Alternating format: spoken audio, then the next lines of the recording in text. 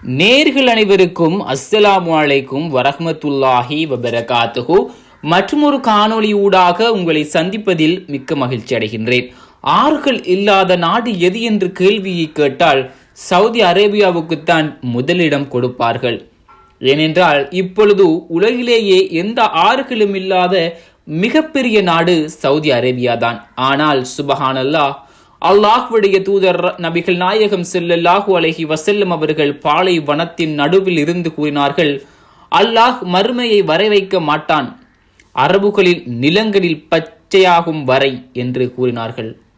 அவைகளில் ஆறுகள் ஓடும் வரை என அல்லாஹ்வினுடைய தூதர் கூறினார்கள். சுபஹானல்லாஹ், 1400 வருடங்களுக்கு முன்னர் பாலைவனத்தில் நடுவிலேயே அல்லாஹ்வுடைய தூதர் கூறிய இந்த கருத்தை சஹாபாக்களை தவிர வேறு யார்தான் நம்பியிருப்பார்கள்?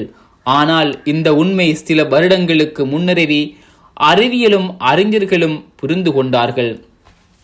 ஒக்ஸ்போர்ட் பல்கலைக்கழகத்தைச் சேர்ந்த மைக்கேல் பெட்ரோகாலியா என்ற பேராசிரியர் கூறுகின்றார், அவர் புரதான வரலாறுகள் மற்றும் கூர்ப்பு கொள்கையை பற்றி கற்றுத் தேர்ந்தவர்.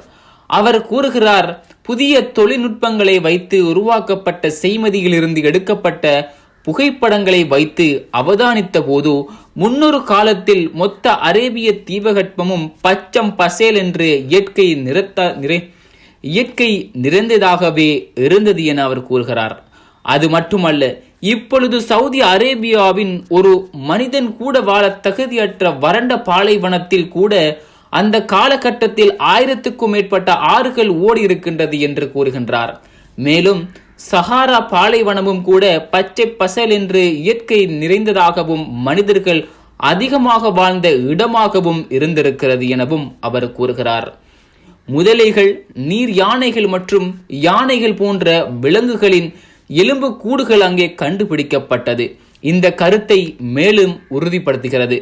மியூனிச் பல்கலைக்கழகத்தைச் சேர்ந்த பேராசிரியர் ஸ்டெப் கோப்லிஸ் என்பவர் அந்த பகுதிகளை சுமார் 20 வருடங்களுக்கு மேல் ஆராய்ச்சி செய்தவர். அவர் கூறுகின்றார், அந்த இடத்தில் காணப்படும் புட்கள் புதிர்களும் அதற்கு முன்னர் அந்த இடங்களில் இருந்ததே இல்லை என கூறுகின்றார். அது மட்டுமல்ல, அந்த புட்களும் புதிர்களும் இப்பொழுது மிகப்பெரிய அளவில் வளர்ந்திருக்கின்றன என்றும் கூறுகின்றார். அவர் கூறுகின்றார், அங்கே வாழ்ந்து கொண்டிருக்கும் பூர்வக்குடி மக்களிடம் இதை பற்றி பேசிய போது அவர்கள் கூறுகின்றார்கள், இதற்கு முன்னர் எங்களுக்கு மழை பொழிந்ததே இல்லை, ஆனால் இப்பொழுது மிகப்பெரிய அளவில் பொழிந்திருக்கின்றது.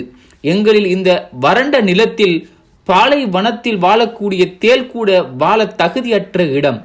இதில் ஒரு சிறிய புட்கள் கூட முளைக்காது என்று கூறினார்கள். அதற்கு அவரும் புதிதாக முளைத்திருக்கும் புதர்களையும் அந்த இடத்திலேயே காட்டினார். எனவே அறிவியல் அறிஞர்கள் கூறுகின்றார்கள், சவுதி அரேபியா தீபகற்பமான சஹாரா போன்ற பாலைவனங்கள் எதிர்காலங்களில் பச்சம் பசேல் என்று மாறும் என்கின்றார்கள். அமெரிக்காவின் விண்வெளி ஆய்வு நிறுவனமான நாசாவும் கூறுகிறது, 300 காலத்தில் இந்த பாலைவனங்கள் பச்சம் பசேலாக இருந்து அதில் ஆறுகள் ஓடியதற்கு ஆதாரங்கள் அதிகமாகவே